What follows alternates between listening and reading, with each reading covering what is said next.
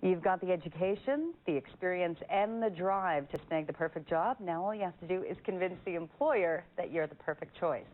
Joining us now with some great strategies for the challenging job market is author and HR specialist, Sherry Elliott. Welcome. Good morning. Welcome. Now, we were just talking off air about how now we're seeing a new trend in the workforce where we're seeing a multi-generational workforce where some boomers are retiring, but others are having to re-enter into the workforce. We have millennials, yes. For those that are not sure, those are the 20s and younger. Yep. And the different type of work ethic that everyone has. How is that going to affect people when they're trying to look for employment now that we're seeing a lot of people losing their jobs? Yeah, we're seeing a lot of people lose their jobs that are over 40 right now because we cost more. And we want the best benefits, and we want the corner office, and that's because we've worked really hard to get it. And then we have this younger generation coming in, and they're willing to take less pay, and they still haven't learned what it's like at 20 years old to stand on their own 2 feet.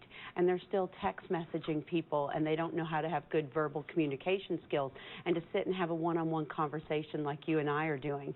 And so some of the things we talk about in my book is how to help them have those conversations and to have one-on-one interactions with each other. And so when you get to a company in a boardroom table, even at a dinner table, is that we have multiple generations, and mom and dad are sitting here and they're trying to have communication with their kids. It's no different than at a company. Than in a workforce. Absolutely. Are you finding that there's a big motivational gap between the younger generation and the older set that have been in the workforce and kind of know the value of working? Well, the older generation thinks I'm going to be here until I retire, and I'm going to get my gold watch when I retire, and I'm going to work and do everything I can, and I'm a company person.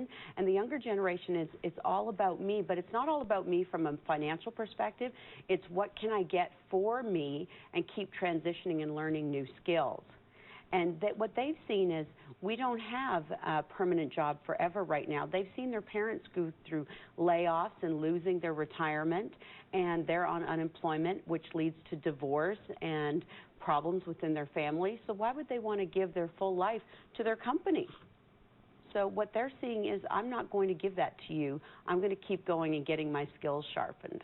Oh, there we go. What are some strategies for anybody that's new to the workforce, that's just getting in, or is going back into seeking employment? I tell people, you're not really unemployed right now. Just think about it this way. You're harnessing and hoping and getting in there and sharpening those job skills. Go out and get yourself some new classes, especially for the people in their 40s to 60s. They've forgotten what it's like to go to a class. Go get some Excel classes. Go really get in there and open up your technology skills. And when you're out there at a job market and you're interviewing, remember to make sure that resume is really, really sharp. No spelling mistakes. And whatever you do, people, take off your age on your resume. I'm always looking at resumes, and I'm surprised people put, I graduated in 1968. And they forget that that's when, you know, that's going to show that they're 45 or 50. And you really don't want that. And when you walk in and someone says, well, what is it that you'd like to do? And they say, I can do anything. That shows fear. Because you're not a jack of all trades. You have a certain skill set, and that's your brand. I'm really good at human resources, or I'm really good at writing books. I'm not really good at being a news anchor. You know, I can own that and be okay with that.